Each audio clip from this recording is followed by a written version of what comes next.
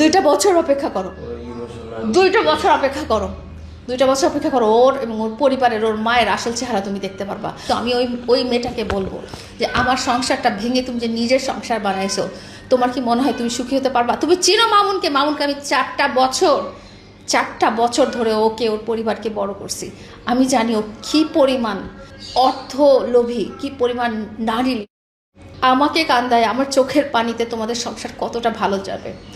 2টা বছর অপেক্ষা করো, অথবা তোমার টাকা পয়সা শেষ হওয়ার অপেক্ষা করো। ও আমার সাথে এরকম করেছে, এর আগেও অনেক মানুষের সাথে এরকম করেছে। যখন সবাই বলছে যে না মামুন তোমার সাথে 2 বছর পরে চলে যাবে, মামুন তোমার টাকা পয়সা শেষ হয়ে গেলে চলে যাবে, আমি তাদের কথা বিশ্বাস করি নাই। আমি মামুনের কথা বিশ্বাস করছি, এবং ঠিকই দেখা গেল শেষ পর্যায়ে আমাকে নিঃস্ব করে দিয়ে এসে চলে গেছে। তুমি কয়দিন সুখে থাকবা? আমি আজকে লাইলা তোমাকে বলে দিলাম যে তুমি অপেক্ষা করো তোমার টাকা পয়সা শেষ হওয়ার, তুমি অপেক্ষা করো তোমার 2টা বছর অপেক্ষা করো, 2টা বছর অপেক্ষা করো, 2টা বছর অপেক্ষা করো। ওর এবং ওর পরিবারের, ওর মায়ের আসল চেহারা তুমি দেখতে পারবা। তোমাদের সংসার কোনো দিন সুখের হবে না।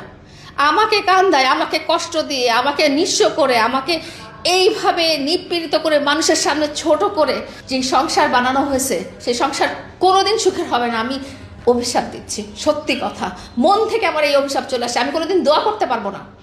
আমার কাছে সাথে সুন্দর মতো আলাদা হয়ে বিচ্ছেদ করে সব কিছু সম্পর্ক শেষ করে তারপরে যদি এই সংসার হতো, তাহলে আমি মেনে নিতাম।